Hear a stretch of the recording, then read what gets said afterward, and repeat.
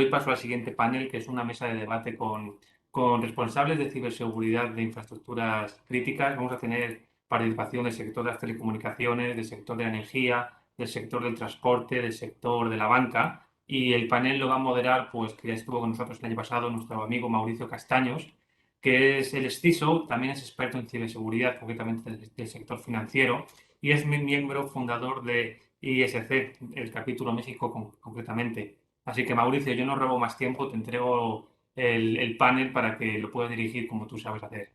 Gracias a los cuatro por estar aquí, a los cinco, perdón. Gracias, Javier. Y muy buenos días a toda la audiencia. Un gusto estar aquí con ustedes. El día de hoy vamos a hablar en este panel de lo que es experiencia ciber de operadores críticos. Tenemos un interesante panel, el cual empezamos con Jerónimo Díez, que es vicepresidente y Chief Information Officer de AT&T México. Walter Heffel, que es CISO o Chief Information Security Officer de NERSA. Fernando Gómez, que es director de seguridad de Gentera. Y tenemos también a Héctor Méndez, que es Chief Security Officer y Chief Information Security Officer de Mobility ADO. Muy buenos días a todos, un gusto que estén aquí con nosotros. Y quisiera empezar haciendo rápidamente un resumen de qué estamos viendo en este nuevo panorama actual, donde tenemos una nueva convergencia entre lo que es las tecnologías de la información y las tecnologías operativas, donde este nuevo ecosistema nos está generando una serie de riesgos que, como mencionaba anteriormente Jos Valiente y el doctor Alejandro Canales, nos están generando nuevos riesgos, ¿no? ¿Qué es lo que estamos viendo? Antes estas dos industrias estaban separadas, donde podríamos pensar que lo que era la seguridad de las tecnologías operativas, con tenerlas separadas físicamente, podíamos garantizar seguridad, pero con esta convergencia tecnológica para aprovechar esas sinergias y aprovechar toda esta información que nos brindan ambas, pues nos han generado nuevos riesgos. Sobre ello, quien guste de ustedes tomar la palabra, voy a empezar con una pregunta para conocer su opinión, cómo están viendo las cosas en sus sectores, que nos cuenten qué están haciendo. Consideramos que no necesariamente tengan que darnos ejemplos de sus empresas. Lo que están viendo en el sector es interesante para saber cómo lo están manejando y que nuestra audiencia de ahí tome unas buenas prácticas que les pueda ayudar a llevarlas a la realidad en sus entornos y sobre todo hacerlo más seguro. La primera pregunta sería para todos quien guste tomar la palabra, ¿cómo están enfrentando en sus empresas los riesgos de este nuevo ecosistema? Buenos días. Gracias, Mauricio, por la moderación. Gracias a Javier por la invitación. En mi caso, eh, hablo o voy a emitir opiniones a título personal, profesional. Estoy con algo de experiencia en el ámbito de protección de infraestructuras críticas, en el ámbito de la energía, energía eléctrica, en toda la cadena eléctrica de generación, transporte, transmisión, distribución. Lo que hemos estado viendo en el último tiempo es una profunda resignificación de la gestión de riesgos que implica un gran desafío, ¿no? Es dar o tratar de abarcar de manera integral esta gestión de riesgos que nos posiciona frente a la necesidad de considerar la convergencia entre TI y TO ya no como una tendencia, como una moda, sino como algo que vino para quedarse y que debe ser gestionado adecuadamente. La idea es no dejar ningún aspecto sin considerar, entendiendo básicamente las responsabilidades compartidas tanto entre TI como entre TO y ambos, y gestionando los riesgos reales para la empresa, ¿sí? Comenzando por aquellos procesos que son críticos. En algún caso, la combinación de métodos tales como CHAZOP, por su sigla en inglés, ¿no? Cyber Hazard and Operability, junto con filosofías de tipo confianza cero o Zero Trust, ayudan mucho a identificar no solo puntos vulnerables, sino también a avanzar con la gestión de cambios para mejorar la postura de seguridad y de ciberseguridad de una organización. Bien, si me permiten, ahondar un poquito en lo que nos comenta Walter, que es muy interesante. Parte de todo esto tiene que venir de un nuevo análisis que tengamos que hacer sobre lo que son nuestros procesos. Como bien dicen, el escenario cambió, pero también cambió para el negocio. Y a partir del negocio es que tenemos que fundamentar todo lo que son nuestras estrategias de ciberseguridad y sobre todo las estrategias de cómo nos vamos a comportar y cómo vamos a estar apoyando a nuestras empresas, a nuestras organizaciones o al global de organizaciones que podamos tener a lo largo de las alianzas que se empiezan a hacer, como es el ejemplo de Coparmex aquí en México, donde estamos haciendo este tipo de cuestiones. Pero bien importante es considerar el proceso de negocio. Si no tenemos bien analizado el proceso de negocio, es muy probable que estemos haciendo cambios solamente en la capa tecnológica, pero también el proceso de negocio es importante porque desde ahí vienen los riesgos. Entonces, no solamente tenemos que hablar o habilitar los riesgos cibernéticos, sino también los riesgos de negocio. En los riesgos de negocio también actúan los terceros y eso nos lleva a un tema de gobierno, a un tema de gobernabilidad o gobernanza, para que de alguna forma podamos empezar a ver la interacción que tenemos con los terceros, cómo nos puede afectar. Porque si solamente nos centramos en nosotros, en la infraestructura propia, es ahí donde podemos tener esos resquicios interesantes, ¿no? Esa sería mi aportación, complementando un poco lo que dice Walter. Yo, bueno, gracias primero por la invitación, gracias Mauricio. Estoy de acuerdo con el comentario que nos hacen aquí los compañeros, sobre todo Héctor. Estábamos escuchando antes de nosotros a José Valiente, que nos explicaba que muchas de las empresas les empieza a interesar el tema de ciberseguridad después de un incidente. Y creo que esta es la parte más grave, ¿no? O sea, el reto más grande es que la seguridad y la ciberseguridad, pues nos debe de preocupar a todos dentro de nuestros procesos y nuestras políticas desde que nos convertimos en una empresa. Y mucho más ahora en este mundo que ha tenido una aceleración digital con el tema de la pandemia y que ha ayudado a que se borren estos límites perimetrales de las empresas, ¿no? En la parte de TO era mucho más sencillo, como dice Walter, mantener todo confinado y decir, ok, mi seguridad perimetral está totalmente cerrada, entonces no tenemos aquí un riesgo mayor y si tenemos algún riesgo, se puede contener a través de esta seguridad perimetral. Ahora, pues el perímetro se ha borrado bastante con esta transformación y aceleración digital en las empresas y eso lo que implica es que cuando se llegue a tener un incidente, el incidente puede tener una escala mucho mayor que lo que hubiera tenido con una contención perimetral adecuada en una situación como la que teníamos antes de la pandemia. Creo que lo más importante, y esto es, digamos, no importa el tamaño de la empresa de la que estemos hablando y probablemente tampoco importe de qué sector estemos hablando, lo más importante va a ser estar preparado para poder reaccionar. ¿Cómo tenemos no nada más nuestro plan de prevención de riesgos y de administración de riesgos, sino también cómo es nuestro plan de reacción? Y después tener comprobaciones de que realmente ese plan de reacción nos da los resultados que estamos esperando. No hay peor reacción que la que no se tiene pensada, ¿no? En estos temas, sobre todo de ciberseguridad.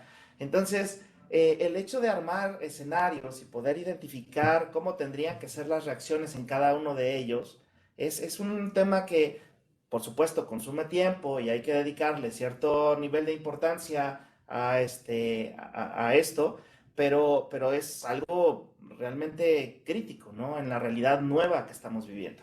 Precisamente para poder evitar que haya algún tipo de acceso ilícito y si lo hay, cómo lo vamos a contener y cómo vamos a reaccionar y cómo lo vamos a denunciar. Si hay algún fraude informático, pues también identificarlo, aislarlo y poder reaccionar a él, ¿no? Entonces, regresando como a cómo lo enfrentamos, es la importancia de tener un plan de manejo de riesgos y de reacción que sea viable y comprobado en esta nueva realidad digital es mucho más alta en cuanto a importancia que antes cuando teníamos esta posibilidad de aislar físicamente algunas de las secciones de nuestra operación, ¿no?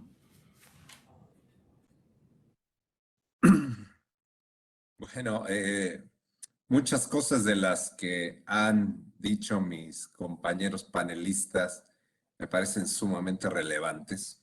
Yo quisiera retomar este tema del reto a 30,000 pies de altura, un poco en relación a lo que la alta dirección está viendo. Y aquí me detengo un poco. Ya antes de la pandemia, el tema de ciberseguridad era un tema sumamente relevante. Y este tema estaba tratando de ser reforzado, pues como lo habíamos escuchado ya, el tema de gobierno, entender quién es dueño de qué información y en ese orden de ideas, el poder determinar quién tiene acceso y qué tipo de privilegios tiene. Entonces, uno es el tema de gobierno, otro es el tema que tiene que ver con la normatividad. Nosotros, al ser infraestructura crítica, al ser banco y especialmente ser un sector vulnerable, la regulación es de lo más duro que hay en el mercado, ¿no? Quizá nunca es suficiente, pero hay un tema normativo con el que había que cumplir desde ese entonces. Está el tema que tiene que ver con la respuesta a incidentes que se acaba de mencionar y que es también sumamente relevante. Y también todo lo que tiene que ver con arquitectura y procesos, que también ya se había platicado. Entonces, estábamos un poco en esa vorágine cuando viene el tema de pandemia y este tema de pandemia acelera la transformación digital de las empresas, ¿no? Y entonces, esto que ya conocíamos que era el tema de la nube, bueno, pues ahora se vuelve un aspecto sumamente crítico. Y entonces, ¿qué retos son los que tenemos en esta nueva realidad? Pues evidentemente que los impactos al negocio por una falla en ciberseguridad se vuelven mucho más relevantes. Entonces, la alta dirección tiene que estar consciente de que el presupuesto seguramente se va a estar aumentando debido a que en esa transformación digital, pues igualmente el posible impacto de no tener las medidas adecuadas es mucho más relevante que antes. El tema que se habló también, que es cómo cuidamos los procesos de negocio, ¿no? Porque inmerso en cada proceso de negocio que estamos transformando, evidentemente el diablo está en los detalles y ahí es donde las vulnerabilidades que puedan ser detectadas por los ciberdelincuentes pueden ser relevantes. Y de los grandes retos es que esta transformación digital está ocurriendo a pasos muy rápidos y muchas veces se trata de cortar los tiempos y muchas de las veces es en detrimento de la seguridad que podemos estar proporcionando a cada uno de estos aplicativos. Entonces, ese tipo de retos a bote pronto son los que les vengo aquí a compartir. Gracias a todos. Es súper interesante lo que nos están mencionando. Yo aquí voy sacando unas notas para al final hacer un resumen de todo esto que nos han hablado. Lo que veo es que son muy coincidentes cómo están viendo las cosas, aunque sean sectores distintos. Se ve muy similar lo que es el entorno de riesgo que nos está generando y como, bueno, estoy tomando ahí sobre todo esa nota de que hay que tener planes de prevención y planes de contención o reacción para poder manejarlos adecuadamente. Bueno, me gustaría pasar, ahorita que Fernando mencionó ello, hablar sobre la pandemia. La pandemia fue un evento que fue disruptor, vino a cambiarnos la forma de operar hasta hace ya casi 2 años, donde fuera de que tuviéramos que estar laborando presencialmente, tuvimos que irnos a trabajar en remoto y esto nos generó una serie de acciones que tuvimos que implementar al interior de las organizaciones para garantizar la operación y sobre todo de manera segura. De todas estas serie de acciones que cada quien tuvo que implementar entre todas sus organizaciones, pueden ayudarnos a mencionarnos cuáles son las más importantes buenas prácticas que se establecieron, que ahorita se siguen manteniendo, que se quedaron ya dentro de la organización y son buenas porque nos ayudan a tener este entorno seguro. Me gustaría empezar con Jerónimo, si nos pudieras ayudar con cómo estás viendo tú las cosas que tuviste que hacer. Gracias.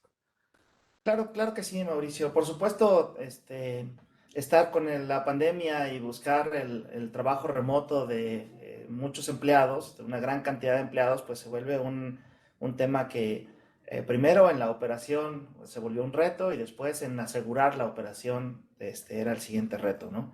Afortunadamente, en AT&T tenemos una serie de procesos y de procedimientos y de medidas que lo que teníamos que hacer era adecuarlas a este nuevo entorno. Entonces, claramente sí teníamos una definición de cómo queríamos que funcionara en el futuro y de repente con la pandemia, pues amanecimos un día y bienvenido al futuro ese día, ¿no? Entonces, los planes, en lugar de tener que ser, de ser algo que íbamos a implementar poco a poco, gradualmente, en una serie de medidas en X número de meses, los tuvimos que implementar de una manera muchísimo más acelerada. Aseguramos, como bien decía Fernando, que esto de apurar las cosas no significara reducir los niveles de seguridad o dejar alguna política o algún proceso fuera, ¿no? Desde el proceso de negocio. Y nosotros básicamente tenemos 4 medidas que son como las que nos han ayudado, nos ayudaban antes, estaban evolucionando y ahora nos ayudan a mantener asegurada nuestra operación. La primera medida es sobre la prevención y la resolución de las amenazas de denial of service. Estos ataques de negación de servicio en cualquier carrier del mundo son algo que son del día a día, no es algo extraño, es algo con lo que tenemos que amanecer y después terminar el día. Entonces, claramente, pues ahora que tenemos una seguridad perimetral en donde el perímetro se empieza a borrar, cada vez más tenemos que asegurar que tenemos esta prevención, detección y resolución de estos ataques de DDoS, ¿no? Por hacer como el panorama general, un ataque de negación de servicio es cuando un servidor o un punto de conexión de la red recibe peticiones desde múltiples dispositivos al mismo tiempo, provocando una saturación de un punto, tratando de que deje de funcionar, ¿no? Esa es de alguna manera la descripción más sencilla del tipo de ataque, por aquellos que no les suene el término de DDoS. La segunda medida así general es sobre bloqueo de conexiones que no están permitidas. Por supuesto, primero hay que identificar si la conexión es permitida o no y después ver si se puede detectar y bloquear, ¿no? Aislar y bloquear, perdón. Esto lo hacemos en el nivel más básico, pues a través de firewalls, ¿no? Todos hemos escuchado algún firewall, inclusive algunos ya hasta en su casa tienen o en su pequeño negocio, en su pyme, tienen un pequeño firewall para poder detectar que no haya conexiones entrantes. Claramente el firewall siempre va a ser la primera defensa de la red y tiene que monitorear que ese tráfico pues realmente tenga un propósito, ¿no? Analiza los datos y decide si deja pasar o no esas conexiones y las bloquea en base a las reglas de seguridad. Claramente, para una operación remota, pues teníamos que actualizar todo este set de reglas de seguridad básicas para poder asegurar que teníamos este nivel básico. La tercera medida es sobre detección de tráfico malicioso. Este tipo de tráfico, pues puede estarse identificando en el firewall como algo permitido, pero a lo mejor el tráfico que viene encapsulado no es realmente con una buena intención o con un propósito positivo, digamos, o válido, ¿no? Entonces, tenemos sistemas de prevención de intrusos y de prevención de conexiones no deseadas. Estas son, pues, tanto adentro como afuera del perímetro, ¿no? No lo dejamos nada más en los intentos de conexiones desde fuera. Siempre tenemos también una detección interna para ver si realmente las conexiones que se están generando y el tráfico que se está generando tiene un propósito válido. Y todo lo que no tiene un propósito válido, pues lo consideramos tráfico malicioso y lo bloqueamos de manera automática con algoritmos de inteligencia artificial que están integrados. Claramente, pues esto implica una serie de procesamientos diferentes cuando el tráfico viene desde una conexión remota. pero todo eso lo integramos a estas mismas medidas. Y la cuarta medida es el monitoreo continuo de los elementos tanto pasivos como activos. Y este monitoreo pues es tanto interno como externo, ¿no? Un poquito siguiendo ahí con lo que nos platicaba José Valiente, que se me hizo muy, muy interesante en el estudio que condujo. Nosotros tenemos monitoreo tanto interno como externo y nos aseguramos de monitorear tanto los elementos que tienen una respuesta activa como los que son pasivos, para poder detener cualquier tráfico que pueda ser inusual o que esté generando un ataque potencial. Hasta que lo analizamos, detectamos las firmas y vemos si esto realmente es algo que podemos correlacionar con un ataque o es simplemente un tráfico que se generó por una situación de operación diferente de lo que esperábamos, ¿no? Ahora, pues esto toma muchísima relevancia al saber que en México tenemos un promedio de 92 millones de amenazas que vienen de otros países cada año. Esto equivale más o menos como a 8 millones de ataques mensuales, ¿no? Entonces, digamos, en un entorno digital es parte de la normalidad tener este tipo de intentos de ataques. Y es parte de la normalidad tener una serie de medidas digitales también para poderlos contener y mantener fuera de nuestro core, ¿no? Que no afecte ni a nuestra información ni a nuestros sistemas. Muchas gracias, gracias. Adelante, Héctor, ¿qué nos puedes comentar? Mira, coincido con todo lo que se tuvo que hacer, sobre todo con la parte de acelerar. El futuro se tuvo que acelerar de años que teníamos planeados al instante. El sector de ataque se multiplicó. ¿Por qué? Porque al final del día, estos vectores que teníamos controlados en una LAN, pues los tuvimos que extender hasta el home office. Y en el home office, pues difícilmente estábamos todos preparados para poder tener un sistema de seguridad que nos evitara el tener alguna conflagración. Y del home office, pues ya tendríamos conexión hacia la oficina o hacia los servicios que tuviéramos en la nube. Un actor importante dentro de lo que es la pandemia fue la nube, porque de alguna manera tuvimos que nebulizar, si me permiten el término, tuvimos que nebulizar operaciones para poder de alguna forma pues hacer llegar a los colaboradores y también participar con nuestros clientes y usuarios en todo lo que es el cambio que tuvo que tener la pandemia. A nivel de empresas, todo lo que se tuvo que hacer fue hacer llegar, número uno, cambiar las formas de hacer las cosas. Los procesos de negocio definitivamente cambiaron. Empezamos a utilizar terceros como un Uber, como servicios de mensajería, como servicios de comprar alimentos, traerlos y demás, así como las entregas físicas. Entonces, eso trae actores nuevos a tu infraestructura. ¿De qué manera los empiezas a controlar si además tu vector de ataque ahora se vuelve la casa de tu colaborador? Entonces, lo que nosotros hicimos, número uno, fue establecer perímetros de seguridad. Perímetros de seguridad que nos permitían colaborar de una manera segura entre lo que eran los usuarios, mis usuarios internos en home office, mis terceros, securizando mi perímetro para toda la compartición de información. Y finalmente empezar con un tema de gobernabilidad y con un tema express de concientización. ¿Por qué? Porque a través de un correo electrónico o a través de la LAN que tenemos en la casa, en donde en esa LAN están conectados los hijos, la esposa o quien sea, o incluso el vecino, porque realmente las infraestructuras no estaban preparadas para un evento como esto. Entonces, cuando hablamos de un Internet casero, no tiene nada que ver con un Internet como el que manejamos en la oficina, con los mecanismos que hace un momento nos comentaban. Entonces, aquí no hay firewalls. Sin embargo, estamos compartiendo la misma red que tiene el vecino y la colonia probablemente. ¿Por qué? Porque el direccionamiento IP de los carriers hacia las casas es exactamente el mismo. Entonces, estamos compartiendo una misma IP dentro de lo que es la casa. Eso es algo que tenemos que hacer consciente al usuario que está trabajando en home office. Y de alguna manera esa gran vulnerabilidad que se abrió, tener que cerrarla a nivel del ámbito empresarial a través de diferentes mecanismos, y eso hablamos ya de un control de acceso. y un control de acceso pues, a través de portales, por ejemplo, de SSL, en donde puedes autenticarte y de esa manera puedes entrar hacia las oficinas, etcétera, etcétera. Y controlar también a tus terceros en la forma como van a estar interactuando con tus usuarios y la forma como van a interactuar con tu arquitectura, con tu infraestructura.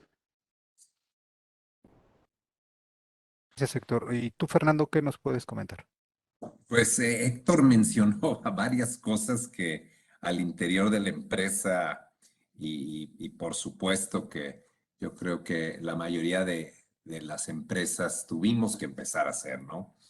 Uno es el tema de concientización. ¿Por qué? Porque en la pandemia, pues ya lo mencionaron, la gente se fue a trabajar a su casa y uno de los grandes retos, o evidentemente no el único, pero es el tema de que estén conscientes que alguna brecha de seguridad que pueda ocurrir en el hogar, donde ya no estás dentro de la propia estructura y perímetro de la empresa, sino estás utilizando ya vía remota aplicativos que de alguna manera están en la nube, el tema de concientizarlos es muy, muy relevante. Y muy, muy relevante porque si uno empieza a tratar de concientizar a la gente de manera tradicional, con infografías y cuidado con el phishing y no seas víctima y tus datos, como que la gente tendemos a entender que bueno, eso no me va a pasar a mí, ¿no? Entonces, ¿qué tuvimos que hacer? Es el tema de concientización, hacerlo de una forma un poco más vivencial, ¿no? Porque no es lo mismo cuando me llega una infografía a cuando nosotros mismos provocamos un ataque amigo de phishing, donde invitamos al usuario, no sé, a algún tipo de un café gratis en el Starbucks o una rifa del iPad, pero empezamos a sofisticar esto, entendiendo que los ataques con el tiempo se vuelven más sofisticados, ¿no? Entonces, enviamos, por ejemplo, un correo de un alto directivo diciendo, fulanito de tal ha enviado un correo de voz por Teams, ¿no? Y la gente, si lo quieres escuchar, métete aquí. Te redirigía a un menú donde metes tu usuario y contraseña aparentemente normal, y entonces ahí se generaba una alerta, ¿no? Y contabilizamos la gente que se metía al link y que no era capaz de identificar que se trataba de algo apócrifo, y también la gente que dio sus credenciales. Entonces, a esa gente, sobre todo en altos mandos, subdirección, director, presidente, etcétera, ahí lo que hacíamos es que inmediatamente se comunicaba a alguien del área de seguridad de la información, le decía, oye, acabas de caer en un phishing. Y entonces ahí tratábamos de hacer que la gente ligara que el phishing no es aquella cosa sencilla y fácil de identificar, sino que cada vez se está sofisticando, y hacíamos estadísticas y presentamos y hacíamos videos alusivos para que la gente entendiera que finalmente los ataques y el dar mis contraseñas, pues tiene una serie de reglas importantes a seguir. Entonces, uno era el tema de concientización. Evidentemente, el tema de la nube, que fue, pues, agilizado, ¿no? Y el tema de la nube es sumamente relevante porque, pues, ciertamente las herramientas que después teníamos para todo el tema de on-premise, pues teníamos que encontrar su símil en la nube, ¿no? Para gestionar identidades, para tener el tema mucho más controlado en cuestión de DLPs, el tema del SIEM para que estuviéramos correlacionando temas y footprints que teníamos en la nube, y por ende tuvimos que hacer más robusto el área de detección, ¿no? Para esa respuesta a incidentes, ¿no? Parte de lo que yo concuerdo totalmente aquí con mi colega es que la respuesta a incidentes es básica, porque no importa lo que hagamos, eventualmente te va a pasar.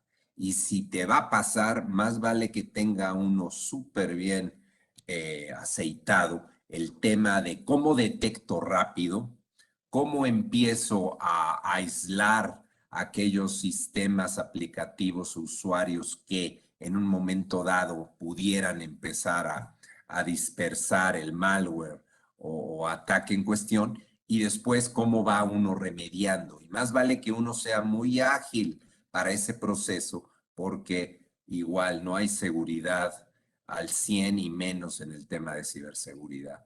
Entonces, el aspecto de la nube, el aspecto de detección y el aspecto de concientización fueron de los aspectos más relevantes, y pusimos indicadores un poquito para ver si estos ataques se estaban incrementando al paso del tiempo durante la pandemia, que muy al principio tuvieron un pico, y después ya el tema de malware, estuvimos también viendo si había gente que, dado a que estaba en su casa, se le hacía más fácil poder sacar información, ¿no? Entonces, ese aspecto de alertas a la gente que estaba intentando hacer eso, pues tratar también de ser muy asertivos y muy eficientes para localizarlos prontamente e impedir que esto siguiera adelante, ¿no? Un poco es eso, Mauricio.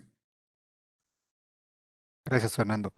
Walter, ¿tú cómo viste en tu sector y cómo trabajaron ellos? Gracias.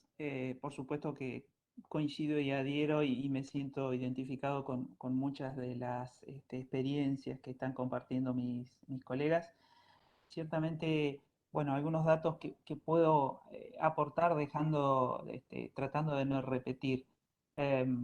A las 24 horas de que se decretó, al menos aquí en Argentina, el confinamiento obligatorio y demás, las experiencias que comenzamos a tener tenían que ver con adaptar la escala, ¿sí? Aquí, para que tengan una idea, en unos números, en algunas organizaciones con las que tuve oportunidad de estar trabajando, en una de ellas se multiplicó en 2 semanas por 20 la cantidad de personas que hacen o comenzaron a hacer home office, ¿no? De un estadio inicial pre-pandemia a la comparación 2 semanas después, ese número se multiplicó por 20, con lo cual esta masificación del teletrabajo, algunos le llaman trabajo conectado remoto, obligó a muchas organizaciones a replantear sus arquitecturas de conectividad, a aumentar anchos de banda,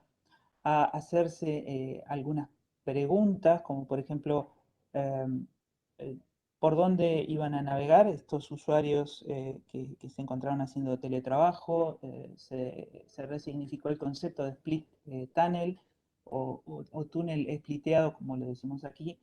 eh, Podíamos teníamos que involucrar a áreas legales para hacer algunos planteos respecto a hasta dónde se podían aplicar determinadas políticas, siendo que en más de la mitad de los casos los dispositivos desde los cuales los usuarios estaban conectándose a las organizaciones no eran dispositivos gestionados, no eran dispositivos propiedad de tales empresas, con lo cual todo este tipo de análisis de riesgo cobró relevancia, ¿sí? Todo el tema de visibilidad, el tema de autenticación, la aplicación de políticas, el tema de, a diferencia de los usuarios internos que en muchas organizaciones maduras no tienen permisos de administración local sobre sus dispositivos para instalar software o cambiar configuraciones, cosa que no ocurre en dispositivos tipo Bring Your Own Device o Bring Your Own Technology, dispositivos que son propios de los usuarios.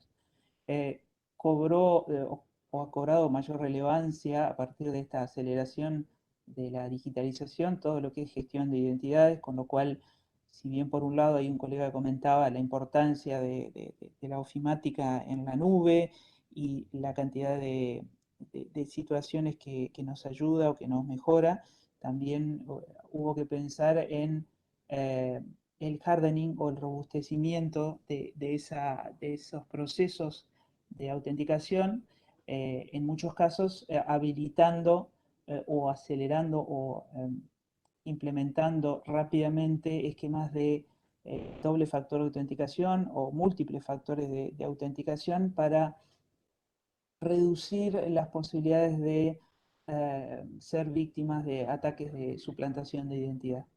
Después, una reseña respecto a lo que es concienciación, el alcance de la concienciación, más allá del cambio de las estrategias, tuvo que ser ampliado, ¿sí? Con lo cual dejamos un poco de hablar de compartimentos estancos, dejamos de hablar de seguridad corporativa, seguridad personal, seguridad profesional, seguridad para los niños, seguridad en la casa, para pasar a hablar de un concepto al estilo Human Firewall, ¿no? Un cortafuegos humano que tenga en esa hipotética capa 8 del modelo ISO, del modelo OSI, perdón, la capacidad de ser la primera capa de esa seguridad, la primera línea de contención, que tenga la capacidad de reconocer, por ejemplo, cuando un mail es genuino o cuando se intenta suplantar la identidad del remitente con fines de estafa o con fines de robo de credenciales, ¿sí?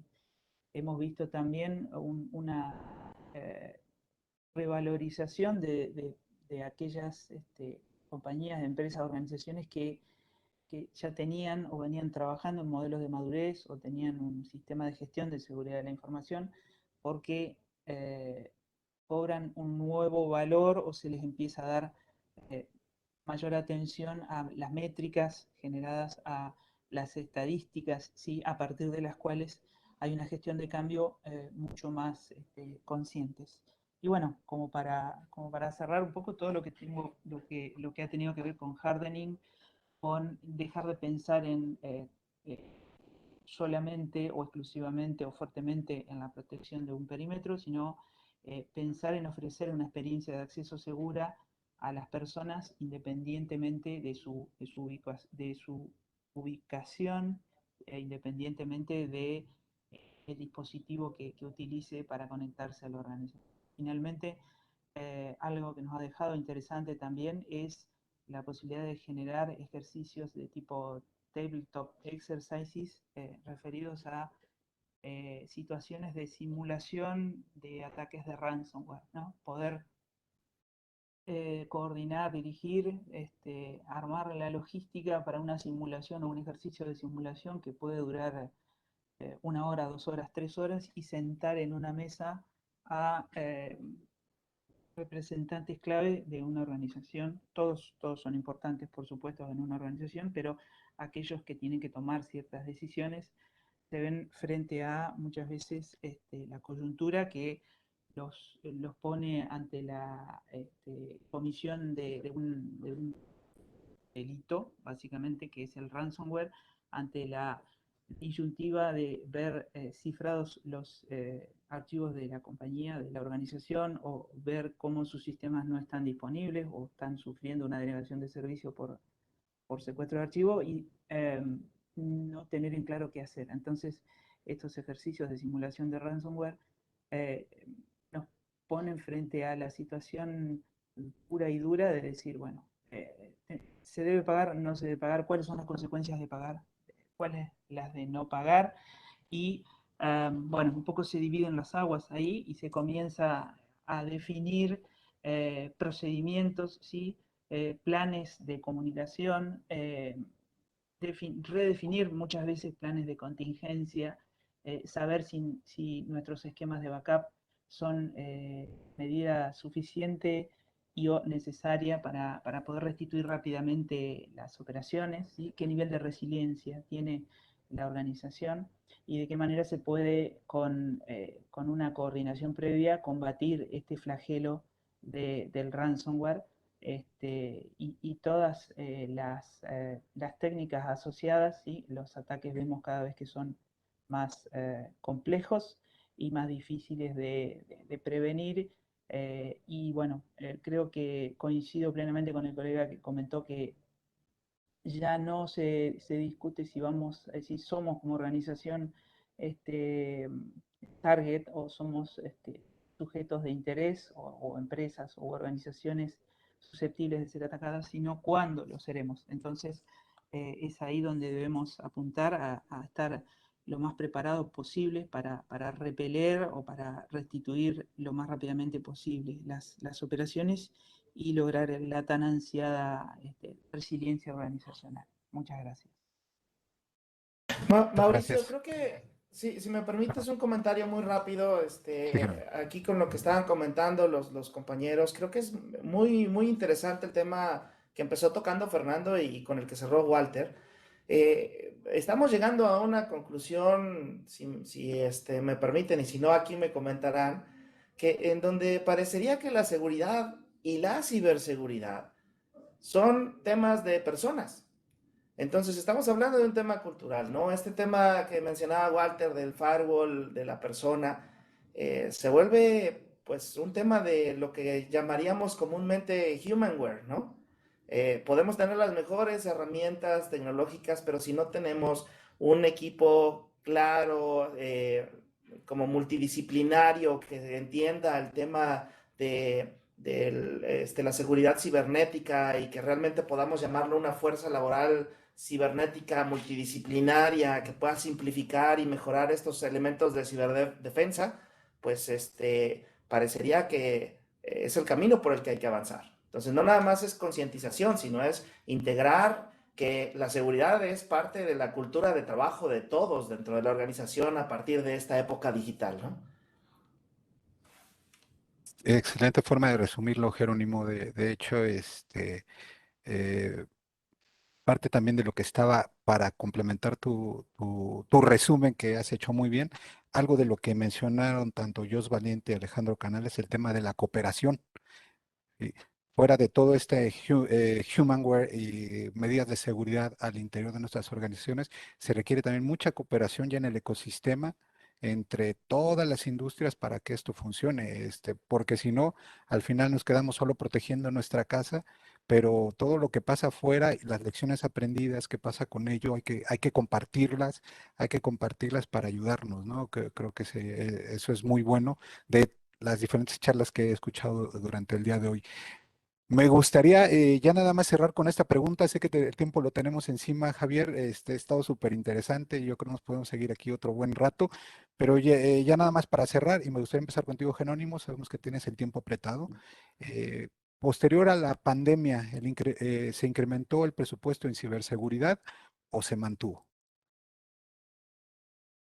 Claramente se incrementó, se tuvo que incrementar en diferentes secciones de diferentes industrias, ha sido diferente, pero hay estudios inclusive de PricewaterhouseCoopers que dice que el que menos lo incrementó fue un 6%, ¿no? Y de ahí hacia arriba, lo natural era más arriba de un 10%. Estamos hablando de incrementos de 2 dígitos, entonces en realidad es algo interesante e importante y refleja no nada más el tema de la necesidad de la inversión en tener un buen esquema de ciberseguridad, sino también el interés de las áreas de liderazgo, ¿no? El interés de los directores generales, de los dueños de empresas, en que se tenga una estrategia clara y que tenga posibilidad de ser ejecutada para poder tener un framework de ciberseguridad adecuado. Entonces creo que con esta aceleración de la adopción de digital, de la que hemos estado hablando extensivamente, claramente también el ejercicio del presupuesto se vio acelerado, pero también el interés de las posiciones de más alto liderazgo por proteger tanto los bienes de la compañía como los datos personales que se manejan en cada una de las compañías ha subido en demasía, ¿no? Y bueno, perdón, me tengo que despedir, pero les agradezco mucho la participación y los dejo continuar. Gracias, Jerónimo. Muchas gracias. Bien, déjame continuar un poquito con lo que nos acaba de comentar el panelista que se nos fue. Yo creo que además del presupuesto, yo lo manejaría como la necesidad de incrementar. Número uno, la necesidad se incrementó y también se incrementó el ingenio, porque si bien la pandemia no solamente nos pegó en temas de ciberataques y demás, sino también fue tema de disminución de ingreso en las empresas, porque muchas empresas cerraron, muchas empresas tuvieron que disminuir sus costos. Entonces, ante una disminución de costo, por supuesto que la inversión también tiene que bajar. Eso hace que incremente el ingenio, número uno, para que con lo poquito que tengas puedas hacer más. Y obviamente, pues ese ingenio viene del incremento de una necesidad. Es muy difícil que controles en la pandemia un home office y tengas que llevar esquemas de seguridad hasta las casas.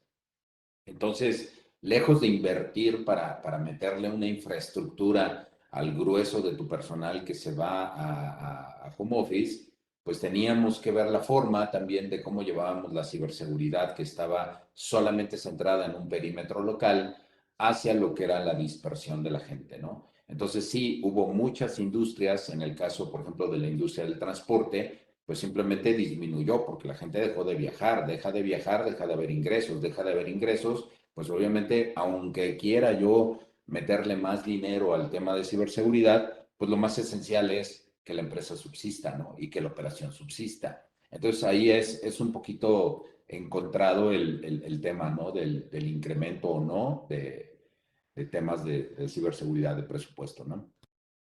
Línea con lo que expresa Héctor, que estoy muy de acuerdo, más que aumento en el presupuesto, está también ese ingenio para bajar el TCO, ¿no? El costo total de operación, y pensar un poquito también fuera de la caja, si bien los modelos comerciales de licenciamiento de software tradicionales y demás tienen sus beneficios, pero por ahí esta masificación de servicios hacia la nube, este trasvasamiento que se está dando, implica que se ve reducido el presupuesto de inversiones y se aumenta el presupuesto de gastos. Entonces, lo que antiguamente implicaba compra de modelos tradicionales de licencias a perpetuidad y demás, esto a partir del presupuesto de inversión se está pasando a mecanismos mucho más flexibles, mucho más preparados para atender un aumento abrupto de la escala en cuanto a los volúmenes, los anchos de banda, los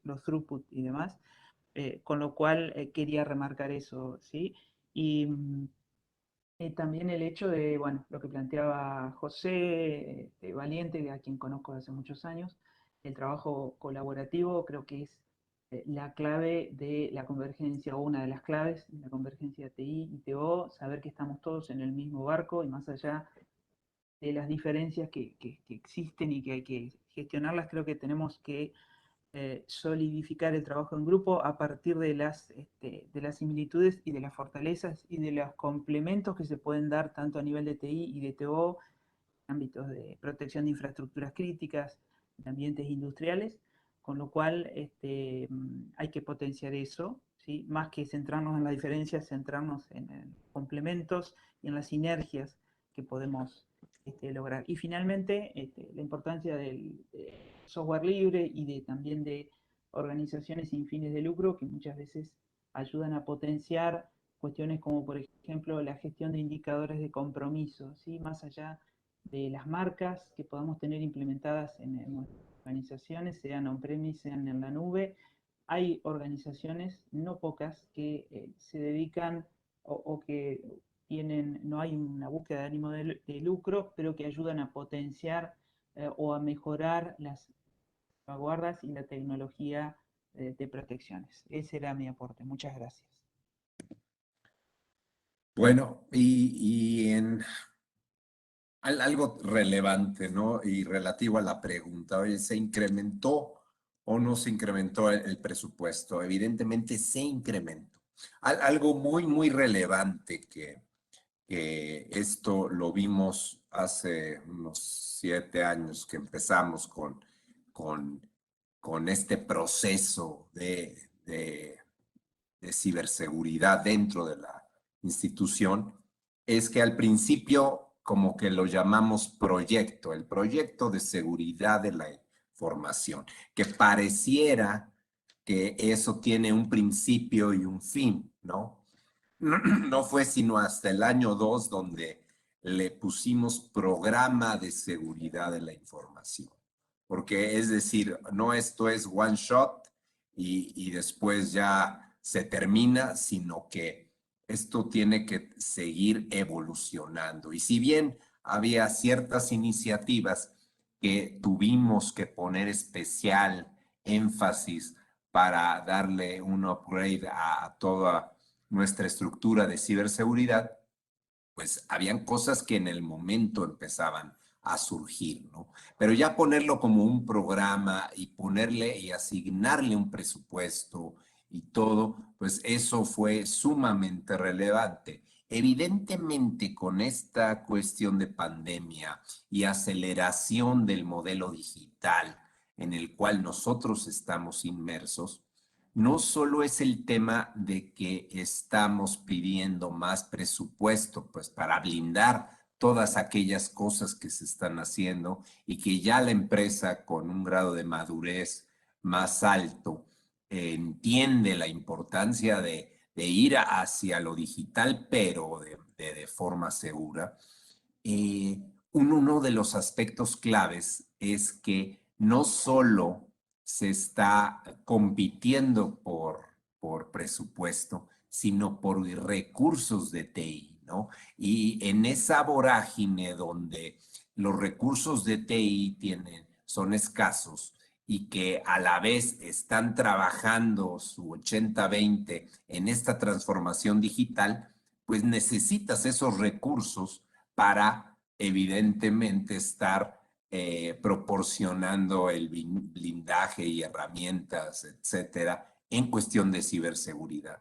Entonces, ese fue también de los grandes retos para decir, oye, entendemos que hay recursos y si bien yo tenía el presupuesto para implementación de ciertos proyectos, pues asimismo tenía que tener el recurso de TI para que ellos a su vez estuvieran apoyando esto. Entonces, aspectos claves, la empresa al final entendió y es algo que yo quería compartirles porque en todo este tema de digitalización, los recursos de TI empiezan a ser un recurso escaso y es importante para nosotros.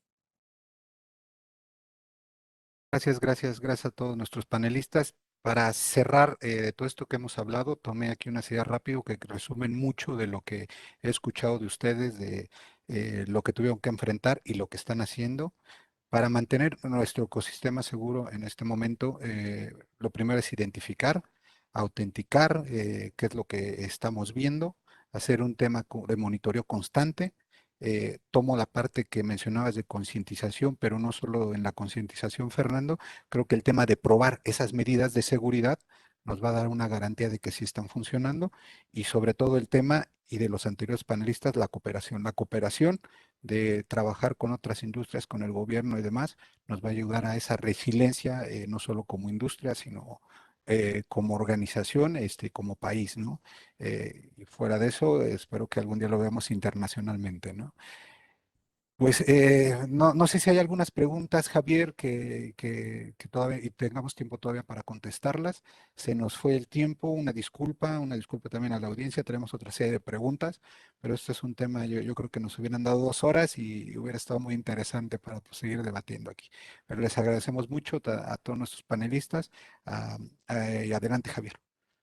Muchas gracias, Mauricio. Sí, claro que han llegado preguntas, pero como podéis ver, vamos con unos minutos de demora con el horario previsto, así que pues, sobre todo por respeto a la audiencia y por respeto a los siguientes ponentes, pues yo las haré llegar por correo electrónico o las podéis contestar a través de la plataforma para atender a la audiencia. Así que nada, Mauricio, a ti muchas gracias por tu conducción, a Fer, a Walter, que se conecta desde Argentina, a Héctor y a Jero, que ha estado hasta hace unos minutos. Pues muchísimas gracias siempre por apoyar en todas las